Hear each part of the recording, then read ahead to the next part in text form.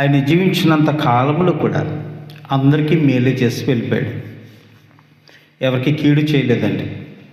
యేసు ప్రభులో కీడు చేసినట్టుగా ఎక్కడ కూడా అంత సందర్భం కూడా లేదు. కాబట్టి ఆయన అంటాడు, నేను పాపం చేశానని ఎవడైనా స్థాపించగలడా, ఎవడైనా నిరూపించగలడా? అంటే ఒకరిని హింసించడమే పాపము, ఒకరికి కీడు చేయటమే పాపం. అటువంటి పాపము నేను చేశానని ఎవడైనా స్థాపించగలడా అని ఆయన విసిరిన ఆ ప్రశ్నకు ఎవరు కూడా సమాధానం చెప్పలేకపోయారు. ఏ విధము చేతనైనా సరే ఆయన పట్టుకోవాలని చాలా ప్రయత్నాలు చేశారు, కానీ యేసు ప్రభు ఎక్కడ కూడా తప్పు చేసినట్టు కనిపించలేదు. కాబట్టి ఆయన మీద అబద్ధాలు ఆడి ఆఖరిగా దేవదూషణ చేశాడు. దేవుని మందిరాన్ని కూలగొట్టి 3 దినాల్లో కడతానన్నాడు, ఇది దేవదూషణ చేశాడు అని ఆఖరిగా మరి తన దేవుని కుమారుని చెప్పుకుంటున్నాడు. ఇది ప్రధానమైన దేవదూషణ అని ఆయనను తీసుకెళ్ళి మరి అబద్ధాలతో ఆయనను సిలువ వేశారు. సో దేవుడు చేస్తున్న ఒక్కొక్క కార్యాన్ని మనం తలుచుకుంటే చాలా అద్భుతాలైన అనుకోవచ్చు. మన జీవితాల్లో కూడా అటువంటి కార్యాలు చేయాలని మనం కోరుకోవాలి. దేవుడు మన కార్యాలు చేయాలంటే, దేవుడు మన మాట వినాలంటే, అవునా కదండి, మన మాట వినాలంటే మనం ఏం చేయాలి? మనము దేవునికి నచ్చినట్టుగా ఉండాలి. నచ్చకుండా ఉండి దేవుని దగ్గరికి వెళ్ళి పని చేయండి నాయనా, నాకు ఆ కార్యం చేయండి అంటే చేస్తామండి? చేస్తారు? ఎవరైనా చేస్తారా? మనమే చెయ్యం. నేను ఎవరికి నచ్చను, కానీ వేరొకరి దగ్గరికి వెళ్ళి అయ్యా నాకు ఈ పని చేసి పెట్టనంటే వాళ్ళు చెయ్యరు. ఇది వచ్చాడు కదండి మొహమాటానికి, సర్లే చేస్తాను వెళ్ళిపోమంటారు. ఆ కార్యం మాత్రం మనకి చేయరు. కానీ యేసు ప్రభు దగ్గర మనం ఏదైనా మేలులు పొందాలంటే మనం ఆయనకు నచ్చినట్టుగా ఉండాలి. ఒక రోజున యేసు ప్రభు వారు ఆ మార్గం గుండా వెళ్ళిపోతున్నాడట. ఆ మార్గం పక్కనే, ఆ రోడ్డు పక్కనే ఒక గుడ్డివాడు కూర్చున్నాడు. గుడ్డివాడు పుట్టిన నాటి నుండి అతనికి చూపు లేదు, ఎప్పుడు కూడా అలాగే అంధకారంలో బ్రతుకుతూ ఉన్నాడు. యేసు ప్రభు వారు చూశారు ఆయన. అతను చేసే పని ఏంటి? ఆ గుడి దగ్గర, లేకపోతే ఆ గుడి మెట్ల దగ్గర, ఆ రోడ్ల మీద అక్కడిక్కడ కూడా భిక్షయాటన చేసుకునే వ్యక్తి. ఈ గుడ్డివాడిని తీసుకొచ్చి ప్రతిరోజు ఆ గుడి దగ్గర కూర్చోబెట్టడం, లేకపోతే రోడ్డు పక్కన కూర్చొని పెట్టడం, అతనికి వచ్చే డబ్బులు ఏవైతే ఉన్నాయో ఆ డబ్బులు తీసుకెళ్ళిపోయి వాళ్ళు తినటం, మరి ఇతనికి ఏదో కొద్దిగా అన్నం పెట్టడం, అలాగా చేస్తున్న సమయంలో అతన్ని కూడా, గుడ్డివాడిని కూడా వాడికిని లోకం నర్సాపురం నుంచి మనం వస్తుంటే ఆ బైపాస్లో కైనాలా కూర్చోబెడతారు. అవి చాలా దీనం అనిపిస్తుంది. అతని దగ్గర వచ్చే ప్రతి డబ్బు కూడా వాళ్ళు పట్టుకుపోతారు, ఏదో కొద్దిగా అన్నం పెడతారు, లేకపోతే దారంతో వచ్చే వరకు కొంచెం అన్నం పెడతారు. చాలామంది చూస్తుంటారు. ఆయన యేసు ప్రభువు నమ్ముకున్న ఆయనే పుట్టుగుడ్డివాడు అనుకుంటా పాపం. ఏమండి, ఒక మనిషిని నీచంగా లోకం వాడుకుంటుంది అంటానికి ఇది ఒక సాదృశ్యం. ఈనాడు కదా, ఆనాడు కూడా ఉన్నారు.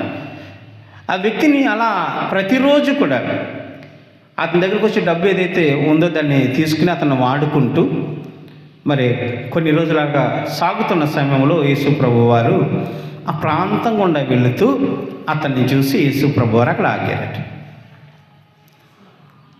అతను పిలిచి అన్నాడు, నువ్వు చూపు పొందాలని అనుకుంటున్నావా అన్నాడు. అవును ప్రభువా, నేను చూపు పొందాలనుకుంటున్నాను. ఈ ప్రపంచం అంతా నాకు చీకటిగానే ఉంది, ఏమీ కనిపించటం లేదు నాయనా, దయచేసి మరి నాకు కంటి చూపిమ్మని యేసు ప్రభువుని అడిగితే యేసు ప్రభు వారు నేల మీద ఉమ్ము వేసి ఆ ఉమ్ముతో ఆ నేల మీద వేలుతో తిప్పినప్పుడు అది బురద అవుతుంది కదా, ఆ బురద అంతా కూడా ఆయన కనురెప్పల పైన రాసి, ఇక్కడ సిలోహు అనే కోనేరు ఉంటుంది, అక్కడికి వెళ్ళి ఆ కోనేరులో ఆ కళ్ళు కడుక్కుంటే నీకు చూపు పొందుతావు అని అతనితో చెప్పడం జరిగింది. మరి ఇక్కడి నుంచి అక్కడికి తీసుకెళ్లే వాళ్ళు ఉండాలిగా, కోనేటి దగ్గర తీసుకెళ్ళాలంటే మరి ఎవరొకరు తీసుకెళ్ళాలి. అలాగే మెల్లిగా తడుముకుంటూ అతనే ఆ కోనేటిలో దిగాడు. కోనేటిలో మరి కడుక్కుని ఆ కళ్ళు తెరవగానే తెల్లగా కనిపించాయంట. దేవునికి స్తోత్రం, హల్లెలూయా. తెల్లగా కనిపిస్తే ఆశ్చర్యపోయాడు. అంటూ ప్రపంచం ఎలాగుంటుందా, దేవుడు ఎలాగుంటాడా అని అనుకున్నాడట. ఇలాగా అతను చూపు పొందాడని అక్కడ కొంతమంది పెద్దలకు తెలిసిందండి. బాగుపడినా బాధే వీళ్ళతోటి, చెడిపోతే సంతోషిస్తారు, బాగుపడినా బాధే. ఒకడు పచ్చగా ఉంటే బాధ, ఒకడు మేలు పొందితే బాధ.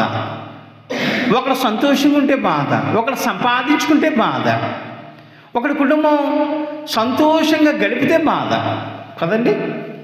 చూశారంట యేసుప్రభు వారు వాళ్ళు ఎందుకు కూర్చుంటే యేసుప్రభు వారు ఈ దారి గుండా వస్తారు, ఏదో ఒక కార్యం చేయకమ్మా అంటూ ఆయన మనల్ని పట్టుకోవాలి అని అనుకున్నారు. అనుకుని వాళ్ళ తీర్మానం ఏంటంటే ఎవరైతే యేసును దేవుడని ఒప్పుకుంటారో అటువంటి వారిని యూదుల సమాజంలోంచి వెలివేయాలని ఒక తీర్మానం చేశారు. ఏమని తీర్మానం చేశారండి? యూదుల సమాజంలోంచి యేసు ప్రభువుని నమ్ముకున్నటువంటి వాడిని వెలివేయాలని ఒక తీర్మానం చేశారు. ఎవరి పెద్దలు? ఇప్పుడు ఎవరికి జోడిస్తారు? ఊళ్ళో జనాలందరూ కూడా యూదులు ఆ పెద్దలకే జోడిస్తారు. ఏమోనండి, ఈ రోజున మనం యేసు ప్రభువుని నమ్ముకున్నామంటే ప్రార్థన చేస్తే దేవుని మందిరానికి వెళ్తే మా సమాజంలోంచి మా వెలేస్తారేమో, మా ఇంటికి కథా కార్యక్రమాలకు రారేమో, మాతో పాటు కూర్చుని భోజనం చేయరేమో, మమ్మల్ని వెలిస్తే మేము ఇబ్బంది పడతాం, చిన్నగా చూడబడతాం, అందరి కంటికి కూడా మేము ప్రత్యేకించబడినట్టు వారిలో కనిపిస్తాం అని తన సమాజాన్ని వదిలిపెట్టుకోలేక, తన వారితో ఉన్నటువంటి బంధుత్వాన్ని వదిలిపెట్టుకోలేక చాలామంది భయపడే ఆ రోజులలో మరి గుడ్డివానికి తల్లిదండ్రులు ఉన్నారు. మరి ఆ తల్లిదండ్రులని ఆ పెద్దలు పిలిచి మరి చిన్నప్పటి నుంచి కూడా మరి వీడు గుడ్డివాడా కాదని అడిగారు. నిజమేనండి, మరి గుడ్డివాడని అన్నాడు. చుట్టుపక్కల వాళ్ళు అందరు నిజమేనండి, వీడు పుట్టుగుడ్డివాడు, ఎప్పుడు అడుక్కుంటూనే ఉన్నాడు, ఎప్పుడు తిరుగుతూనే ఉన్నాడు, ఇలా పాపం ఎవరో ఒకరు తీసుకొచ్చి కూర్చోబెడుతున్నారండి, ఆ సంపాదన అంతా వాళ్ళు పెట్టుకెళ్తే ఎందుకు అంత ముద్ద పెడతారు, తినేసి ఇక్కడే కూర్చుంటాడండి పాపం, మాకు తెలుసు అని కొంతమంది సాక్ష్యం పలికి. అయితే నిన్ను స్వస్థపరిచిన వాడు ఎవడు అని అడిగితే ఆయన ఎవరో నాకు తెలియదండి, మరి వచ్చాడు, మరి నా కంటి మీద బురద రాశాడు, సిలోహ అనే కోనేటిలోకి వెళ్ళి కడుక్కుంటే చూపు పొందుతామని వెళ్ళాను, చూపు పొందాను, కనుక్కున్నానండి అని అంటే, నువ్వు మళ్ళీ ఇంకొకసారి చెప్పి అదే విషయం అంటే, నేను అంతకుముందు చెప్పాను కదా, మళ్ళీ ఎన్నిసార్లు చెప్పాలి మీకు అని అన్నప్పుడు సువార్త 9వ అధ్యాయము 31వ వచనం చదువుకుని, దేవుడు పాపుల మనవి ఆలకించడని ఎరుగుదుము, ఎవడైనను దేవభక్తుడై ఉండి ఆయన చిత్తము చొప్పున జరిగించిన ఎడల ఆయన మనవి ఆలకించును. ఎప్పుడు ఆలకిస్తాడండి దేవుడు? పాపం చేస్తున్నప్పుడు మనం ఆలకిస్తాడా, లేకపోతే దైవభక్తి కలిగినప్పుడు ఆలోచిస్తాడే? పాపము చేస్తున్నప్పుడు మనవి ఆలకించడండి. ఎప్పుడు ఆలకిస్తాడండి? దైవభక్తి కలిగిన వాడై ఉన్నప్పుడు మనవి ఆలకిస్తాడు. చాలాసార్లు ప్రార్థన చేస్తాం, మన ప్రార్థనకి కొన్నిసార్లు జవాబు దొరకదు.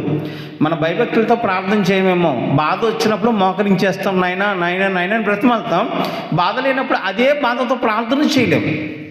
ఎందుకంటే మన సరైన దైవభక్తి ఉంటే నిజంగా నా ప్రభువుకు ప్రార్థన చేస్తే వింటాడు, ఆయనతో నేను మాట్లాడుతున్నాను, ఆయన నాతో మాట్లాడతాడని విశ్వాసం మనలో ఉంటే, నిజంగా ప్రార్థన చేస్తున్నప్పుడు దైవభక్తి కలిగి ఉంటే, దేవుడేంది భయభక్తులు కలిగి ఉంటే ఖచ్చితంగా నీ ప్రార్థన వింటాడు. నీ ఎందుకు దేవుని ఎందుకు భయభక్తులు లేవు, కానీ దేవుడు ప్రార్థన వినాలంటే ఎలా వింటాడండి? ఆలోచించండి ప్రియులారా. ఎవడైనా ఆయన చిత్తము జరిగిస్తే ఆయన వారి మనవి ఆలకిస్తాడు. ఆయన చిత్తం ఏమైందండి? మీరు పాపము చేయకుండాటయే ఆయన చిత్తం. ఎవరు పాపం చేయకుండా ఉండాలి? మనం పాపం చేయకుండా ఉండి ఆయన చిత్త ప్రకారం నడిస్తేనే మన మనవి దేవుడు ఆలకిస్తాడట. అంతే కదండి.